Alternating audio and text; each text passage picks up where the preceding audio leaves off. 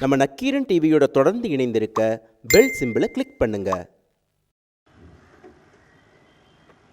எங்க வளம் இருக்கோ அதற்கேற்ற நிலம் இருக்கோ அதன் மேல கட்டுவான். நீ ஏழை, உழவன், பஞ்ச பராரி, அடித்தட்டில் இருக்கிறவன் அதை பற்றி கவலைப்படாத. அவன் சாகணும், இருக்கிற வரை கிளர்ச்சி செய்து கொண்டே இருப்பான். இவன் வளர்ச்சி திட்டத்தை நுட்பமா பாருங்க. Digital India, smart city, smart village வராதா? வராது. ஆனால் அந்த டிஜிட்டல் இந்தியாவிலையும் ஸ்மார்ட் சிட்டியில் வாழ்றவருக்கு நீரும் சோறும் பருப்பும் கத்திரிக்காயும் காய்கறி எங்கேருந்து வரணும்? அந்த வில்லேஜில் இருந்து, கிராமத்திலிருந்து தான் வரணும்.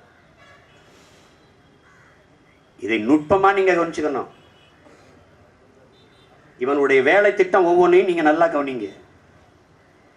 இங்கே பேசிய என் தம்பிமார்கள்லாம் கேட்ட, தம்பி ஸ்ரீராம் கூட கேட்டார், எல்லாரும் பேசி பதிவு பண்ணீங்க. அது ஏன் நமக்கு மட்டும் இவ்வளவு பிரச்சனை?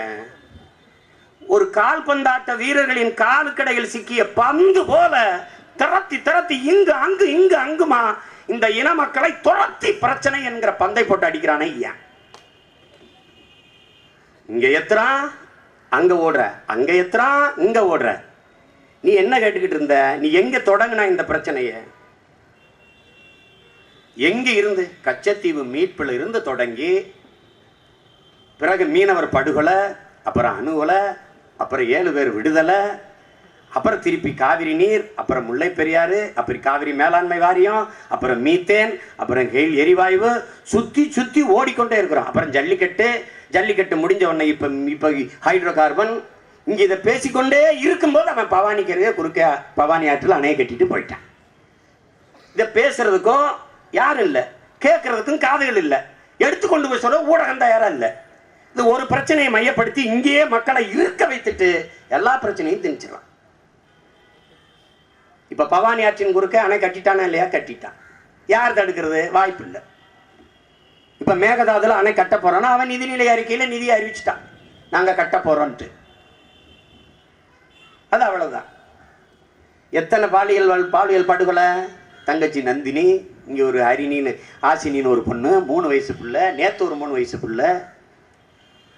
அந்த சாவையெல்லாம் யாரும் கண்டுக்கிறதா தயாரா இல்லை. நடுச்சாலையில் போனவன வெட்டி சாய்க்கிறான், அதை பேசுறதுக்கு தயாரா இல்லை. தினமும் பிரச்சனை. ஒரு பிரச்சனையிலேயே படுத்து பிரச்சனையிலேயே எந்திரிக்கிற மக்களாக நம்ம இருக்கிறோம். வடிவேல் தான் நகைச்சுவையா சொல்வார், தலைவலி காய்ச்சல்னாவே நாங்க மாத்திரை சாப்பிட்றது இல்லை, புல்லட்டு சாப்பிட்டு படுப்போம்ட்டு. அது மாதிரி இந்த இனம் சோறு நீர்லாம் சாப்பிட்றது இல்லை. காலையில் ஒரு பிரச்சனை, அது காலை உணவு. மதியம் ஒரு பிரச்சனை, அது மதிய உணவு.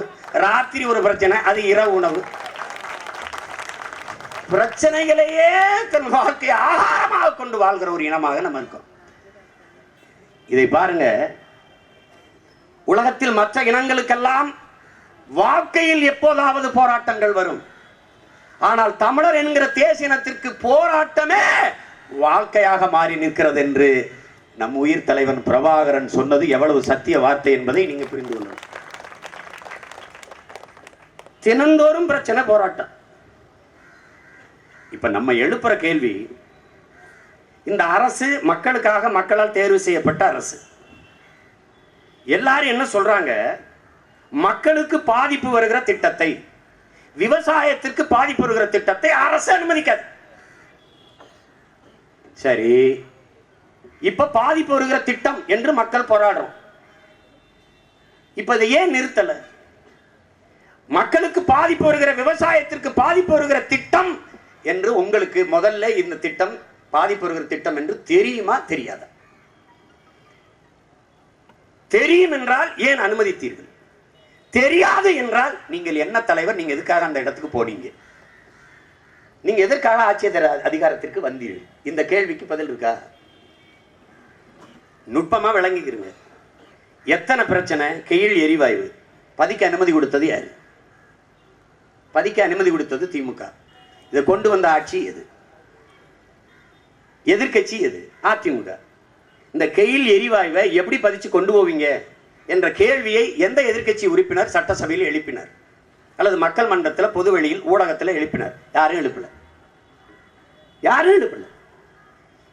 அணு உலை ஒப்பந்தம் போட்டது யார்? காங்கிரஸ், பாரதிய ஜனதா, திமுக, அதிமுக, இந்த நாலு பேரை தாண்டி இந்த பிரச்சனைகள் என் நிலத்துக்கு வந்துச்சா? எப்படி வந்தது? இதுல ஒவ்வொரு போராட்டத்திலையும் இவர்களும் வந்து நம்மளோட உட்காந்து போராடிக்கிறாங்க. நம்ம அப்பன் செத்துட்டான்னு அழுதுகிட்டு இருக்கான், கொலை பண்ணவனும் கூட சேர்ந்து உட்காந்து அழுதுகிட்டு இருக்கான்.